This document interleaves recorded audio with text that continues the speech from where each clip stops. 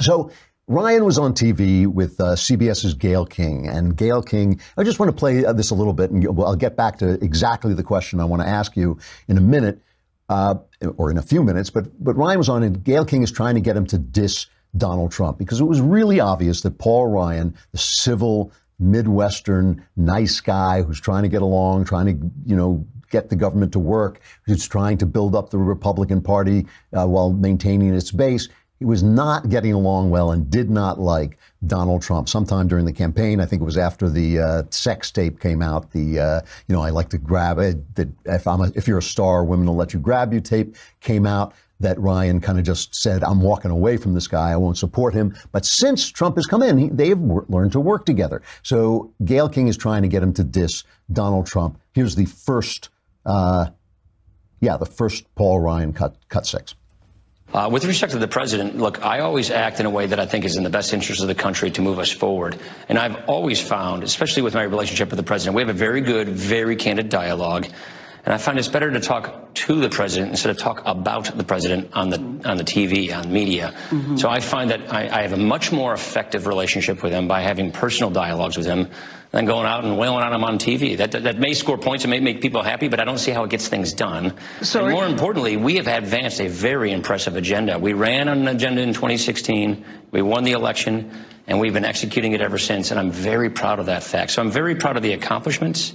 But it really is a phase of life. If my mentor, Jack Kemp, was still around and was president today, I'd still be going home. So I believe him. Ryan has young kids at home. I think he actually wants to be with his young kids. And then he went on to talk about the accomplishments, certainly the tax. Well, let him do it. Play the second one. Obviously, we've had our differences, and we have disagreed privately and publicly. And that is the way it is. But I really do believe that I've been doing things that are in the best interest of the country to move it forward. Did he make like I said, I think having a candid dialogue, no, actually hasn't. He didn't make it difficult for me. He gave us the ability to get historic things in law that we've been trying to get for a generation. That's not making things difficult. That's actually facilitating real reform. That, by the way, the economy is growing now. Wages are going up. People are getting bonuses. People are getting back to work. We are now on the cusp of pulling more people out of poverty into the workforce, because he won the election and gave us the ability to get these great policies into place. Now, obviously, Ryan did not accomplish the main thing he wanted to do, which was get spending under control and get entitlement reform. So he did not do that, and he's being very upbeat, and that's great. But,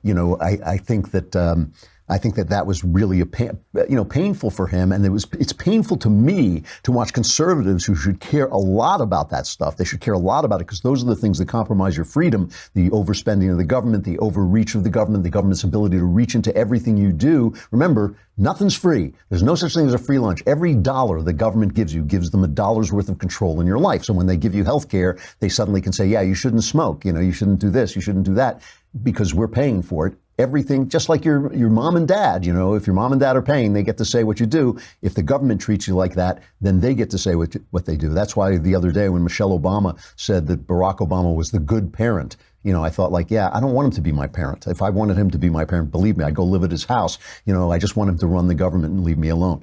But the final question that Gayle King, is it Gayle King? Yeah, Gayle King asked, deeply offended me, and it showed why Republicans can't lose touch with their base, because their base is angry and their base feels left out and their base feels hard done by a media that is constantly hammering them for believing in things that Americans are supposed to believe in.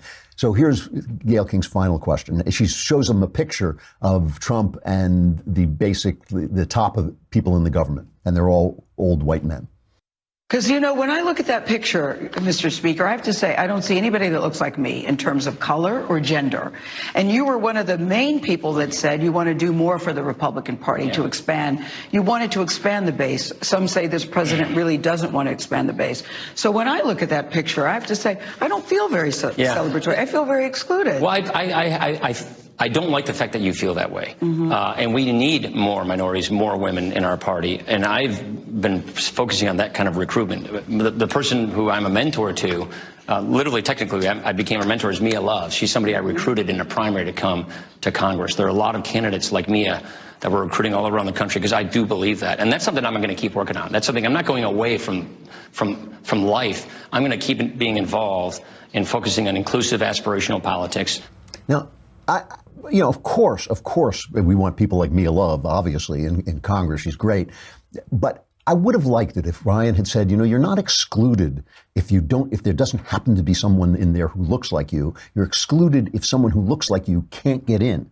And obviously that is not the case in this country, and it's not the case in the Republican Party. You're not excluded. It would be like me looking at a group of people who were Asian or black or whatever and saying, oh, I'm excluded. I'm not excluded. They just happen to be gathering together. Now, because of the history of this country, I would have understood it if she had asked him a question, is the Republican Party too white?